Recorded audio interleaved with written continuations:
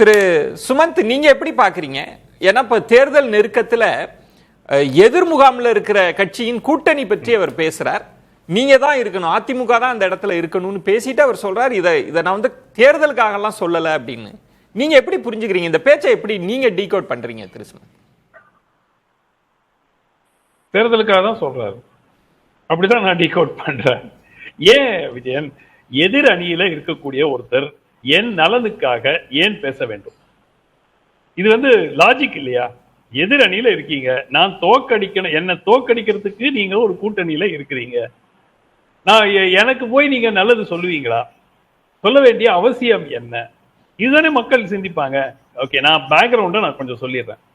So இந்த விஜய்க்கு கரூர் சம்பவம் நடந்த பிறகு ஒரு பரவலான ஓர் 2 சர்வேக்கள் செய்யப்பட்டன. அதில் தாவேகா அதிமுக பாஜக கூட்டணியுடன் இணைந்தால் அந்த கூட்டணி வெற்றி பெறும் என்று கிட்டத்தட்ட நிறைய புள்ளி விவரங்கள் காட்டுறது.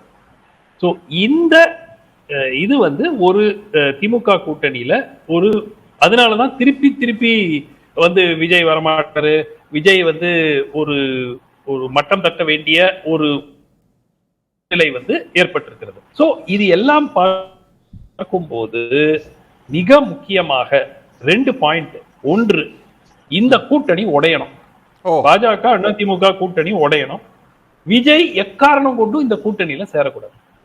இந்த 2 தான் அப்ஜெக்டிவ். நீங்க அது திருமாவளவன் அவர்கள் சொல்றதா இருக்கட்டும், திமுக தலைவர்கள் சொல்றதா இருக்கட்டும், கம்யூனிஸ்ட் கட்சிகள் சொல்றதா இருக்கட்டும், காங்கிரஸ் கட்சி சொல்றதா இருக்கட்டும், இந்த நோக்கத்தோட தான் நம்ம பார்க்கணும். அதுல ஒரே ஒரு குறுக்கீடு திரு சுமந்த். இப்ப ஒருவேளை பாஜகவை விட்டுட்டு அதிமுக வெளியில வந்து அவர் கருத்துப்படி சொல்றதுன்னா அங்கு தாவேகா போகுது, வேறொரு அலைன்ஸ்னா அது இதை விட பவர்ஃபுல்லா இருக்காதா?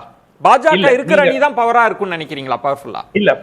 ஃபர்ஸ்ட் ஒரு விஷயம், இந்த பாஜக வந்து ஒரு தீண்டத்தகாத கட்சி தமிழ்நாட்டில் அப்படிங்கிறது வந்து இன்று அது முழுமையான ஒரு உண்மை என்று ஏற்றுக்கொள்ள முடியாது. ஒரு காலகட்டத்தில் அதில் உண்மை, அதுல மாற்று கருத்து கிடையாது. ஆனால் வெறும் பாஜக உள்ள வந்துரும் மட்டும் காட்டிட்டு ஒரு அணியால இனிமேல் வெற்றி பெற முடியாது.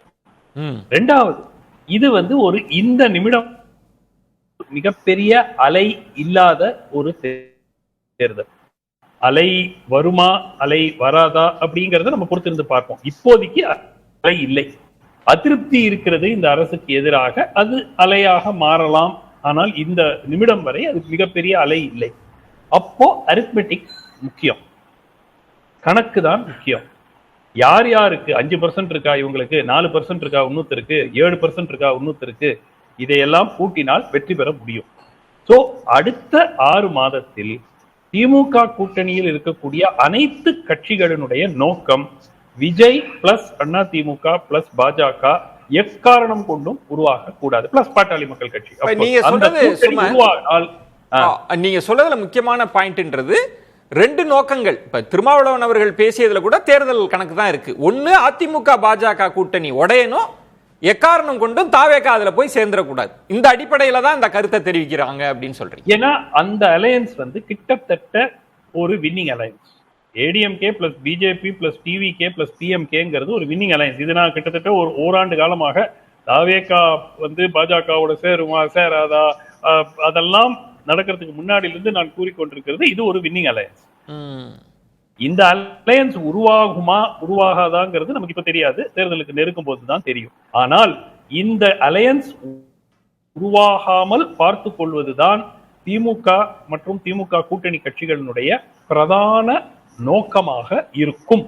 சோ நீங்க என்ன இப்போலிருந்து டிசம்பர் மாதம் வரை எந்த ஒரு ஸ்டேட்மெண்ட் திமுக தரப்பிலும் திமுக கூட்டணி கட்சிகள் தரப்பிலிருந்தும் வருவதென்றால் அதை இந்த நோக்கத்தோட இந்த எய்மோட அவர்கள் செயல்படுவார்கள். அததான் வந்து நம்ம மனசுல வச்சுக்கிட்டு, ஓஹோ இது வந்து எப்படியாவது இவங்க சேரக்கூடாது, சேர்ந்துட்டாங்கன்னா எலெக்ஷன்ல ஜெயிச்சிருவாங்க. அவர் பேசுறதுல சுமந்த், அவர் தாவேகாவே கோட் பண்ணல திரு திருமாவளவன் அவர்கள். அவர் பேசுவது வந்து, நீங்க ஏன் பாஜகவோடு இருக்கிறீங்க, நான் ரொம்ப காலமா சொல்றேன், உங்க நல்லதுக்கு தான் சொல்றேன், 26க்கு பிறகு நீங்க முடிவு பண்ணி நீங்க சிந்திப்பீங்க, திருமா சொன்னது கரெக்ட் அப்படின்னு சொல்றாரே. இல்ல, தாவேகா வந்துருச்சுன்னா சிந்திக்க மாட்டாங்க. தாவேகா வந்துட்டாங்கன்னா திருமா அவர்கள் தான் சிந்திக்க வேண்டிய ஒரு நிலைமை ஏற்படும் 2026க்கு பிறகு. சோ அடிப்படையாக இன்று ஃபர்ஸ்ட் ஆஃப் ஆல் தாவேகா ஒன்னும் வரல. அதனால தாவேகா வரக்கூடாதுன்னு அவர் சொல்றதுல ஒரு லாஜிக் இல்ல. ஏன்னா கேட்பாங்க, ஏங்க உங்களுக்கு என்ன கவலையா அவங்க வந்துட்டாங்களான்னு. பாஜக இருக்கு, சோ இருக்கிறத முதல்ல பிளப்போம் அப்படிங்கிறது. ஆனால் என்னை பொறுத்த வரைக்கும் இந்த கூட்டணி உருவாவதற்கான வாய்ப்பு இன்றைய சூழலில் இருக்கிறது. அது டிசம்பர் வரைக்கும் ஜனவரி வரைக்கும் நீடிக்குமாங்கிறத பொறுத்திருந்து பார்க்கணும்.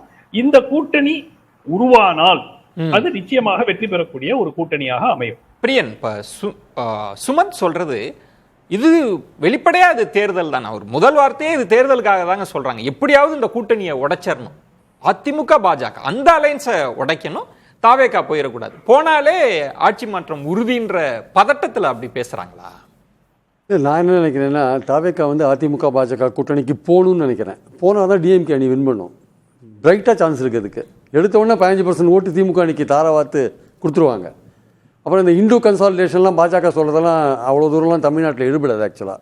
அதனால் அவங்களுக்கு பெட்டர் சான்ஸ் திமுக அணிக்கு. அதனால் விஜய் ஷுட் கோ டு பாஜக அணி. பாஜக அதிமுக அணிக்கு விஜய் போகிறது பெட்டர், தமிழ்நாட்டுக்கு நல்லது. பிஜேபி ஆன்டி பிஜேபின்னு ஒரு ஸ்ட்ரைட்டாக ஒரு கோடு போட்டு நம்ம 2 டீமாக பிரிச்சிடலாம் ஆக்சுவலாக. அதில் சீமான் ஒரு பக்கம் ஓரம் கட்டப்படுவார். அதனால் அந்த மாதிரி வச்சுக்கோங்க, தமிழ்நாட்டுக்கு ஆன்டி பிஜேபி கவர்மெண்ட் என்னென்ன பண்ணலை அப்படின்ற விஷயம் விவாதிக்கப்படும். ஸோ இப்போ தாவேகா நீங்க பாஜகவோட போங்க, அதிமுக நீங்க பாஜகவோட இருங்கன்னு சொன்னாலே அவங்களுக்கு அது கெடுதல் பண்றதுக்கான அட்வைஸ் தான் இருக்கீங்களா? இன்ஃபேக்ட் தாவேகா தனியா நின்னா அது பாஜக அதிமுக அணிக்கு கூட அட்வான்டேஜா இருக்கலாம். ஆனால் தாவேகா பாஜக அதிமுக அணிக்கு போச்சு வச்சுக்கோங்க, அதுதான் திமுக அணிக்கு பிளஸிங் இன் டிஸ்கிரேஸா பார்க்கறேன். சுமந்திய அப்போ திரும்ப உண்மையில் நினைச்சிருந்தா நீங்க பாஜகவோட இருங்கன்னு தான் சொல்லணும். அவர் சொல்ல உங்க தனித்துவத்தை காண்பீங்க, உங்க கட்சியை இழந்துராதீங்கன்றது தானே அவரு. சுருக்கமா சுமந்த். இல்ல, எனக்கு நீங்க தாவேகா அதிமுக பாஜக கூட்டணி அப்படிங்கிறது சர்வே நம்பர்ஸை பார்த்து நான் ஏமாறல. ஏன்னா சர்வே நம்பர்ஸ் கிட்டத்தட்ட ஒரு ஸ்வீப்னு சொல்றாங்க. அது ஸ்வீப் நடக்குமாங்கிறதெல்லாம் 6 மாசம் முன்னாடி நம்ம பேசிட்டு இருக்கிறதெல்லாம் லாஜிக்கே கிடையாது. இந்த மாதிரியான நீங்க நிறைய சர்வே அதெல்லாம் நிறைய டீகோட் பண்ணுவீங்க. இந்த மாதிரி சர்வே வெளிப்படையா வருதா இல்ல கசிய வர்ற சர்வேக்களை சொல்றாங்களா? இப்படி அமைஞ்சா சர்வே அப்படின்னு எது கசிய வர்றாங்களா? அது மாதிரி இல்ல, கசிய விடல விஜயன். இது எந்த அளவிற்கு இதில் உண்மை இருக்கு எல்லாமே ஒரு பிஞ்ச் ஆஃப் சால்ட் இல்ல, ஒரு பக்கெட் ஆஃப் சால்ட்டோட தான் எல்லாத்தையுமே எடுத்துக்கணும். ரெண்டாவது, இன்னும் தேர்தலுக்கு 5 மாசம் இருக்கு, குறைஞ்சது 5 மாசம் இருக்கு. இப்ப நம்ம இந்த சர்வே காட்டுது அதனால இந்த கூட்டணி ஜெயிக்கும்னு சொல்றதுல லாஜிக் இல்ல. ஆனால் இவர்கள் இந்த மாதிரி ஏன் பேசுகிறார்கள், திரு திருமா அவர்கள் ஏன் இவ்வாறு பேசுகிறாருங்கிறதுக்கு ஒரு இன்சைட் இது கொடுக்கும். ஓஹோ, ஒரு உள்நோக்கம் இருக்குன்றீங்க அதுக்கு. இல்ல, பிளஸ் இந்த நான் சொல்ற சர்வே லோக்கல் தமிழ்நாடு இது செய்த சர்வே இல்ல, டெல்லியில ஏஜென்சி செய்யற சில சர்வேஸ்.